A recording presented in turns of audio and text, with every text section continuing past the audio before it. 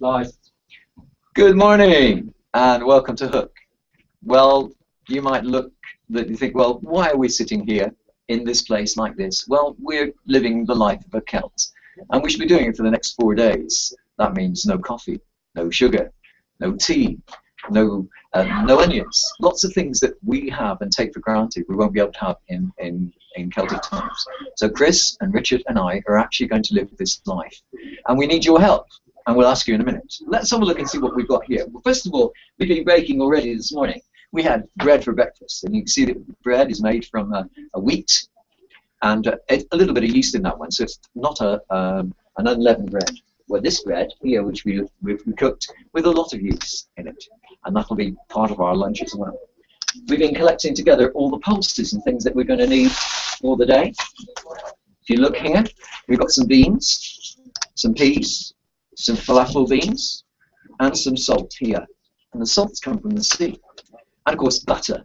And we'll show you later in the week how we actually make the butter in Celtic times, how the Celts make the butter. We also need to do some weaving and make clothes.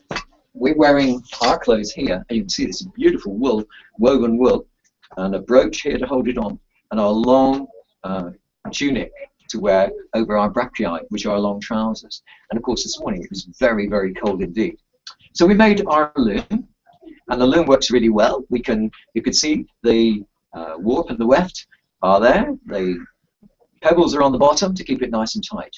And we're going to weave the wool. And how are we going to weave it? Well, we're going to take some fleece like this. And the first thing we're going to do is we're going to need to clean it. Have you ever thought about how the Celts actually clean their fleece up? Well, let me tell you, let me show you. I'm going to put some fleece in this bowl here, like this.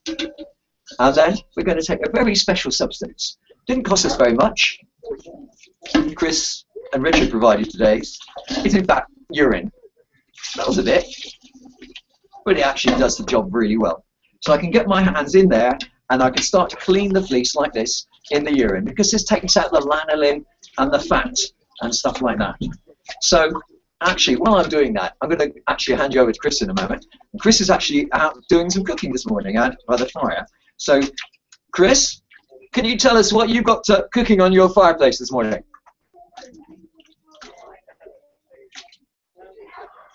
Out here, I've been in charge of the fire all morning, so I'm in charge of the cooking, and we've got 3 different pans on the go.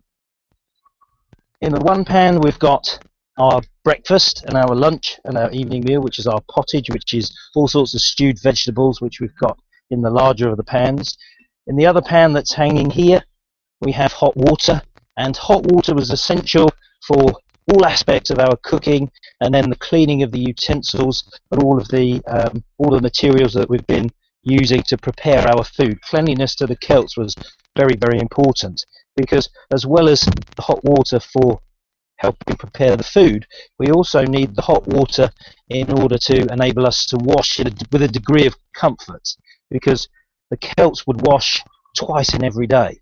So we've already had our morning wash, so at some point later on this afternoon or this evening we'll have our second wash of the day, just to make sure that we stay as clean as possible under the conditions in which we're living.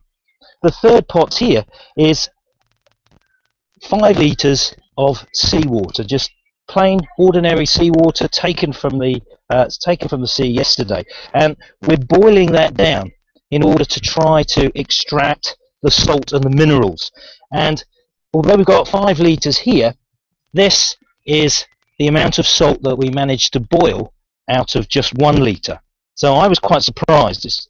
The whole experience for me is one of learning, and what we've got here is, and it does certainly taste like salt. And surprisingly, as I said before, this came from just 1 litre. Now, as well as the obvious uses of salt today, which is to add flavour to our food, this was also what's called a mordant, and the mordant is going to be essential as a fixative in order for us to fix the colour if we are able to manage to dye the raw wool that we've taken from the sheep. So this is really important, not just for food, but in the dyeing and then the fixing of the dyes within the actual wool. So I'll hand back now to Alan, and we'll carry on boiling our water out here. And again, fingers crossed, we should be looking at 5 times as much salt from our 5 litres here as we got just from our 1 litre. So, Alan,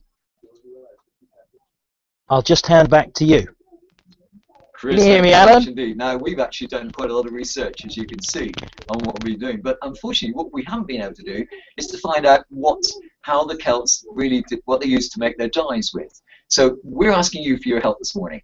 If you can tell us how what the Celts used to make their dyes, what did they cut up, what did they dye the wool with? If you can get back to us before this afternoon, that would be really good. We're going to be on the air again this afternoon, and we'll tell you what replies we've got. So what did the Celts use to dye their wool? And we will be trying to find some of that stuff if we got the right stuff, and we'll be dyeing some wool later in the week. Thank you very much for joining in with us this morning. We hope you've enjoyed listening and seeing what we're doing here at Hooke Court. We'd love to hear about your questions. We'd love to hear lots of information about the Celts. But don't forget, of course, please tell us, what did the Celts use to make their dye? We look forward to seeing you later. Goodbye.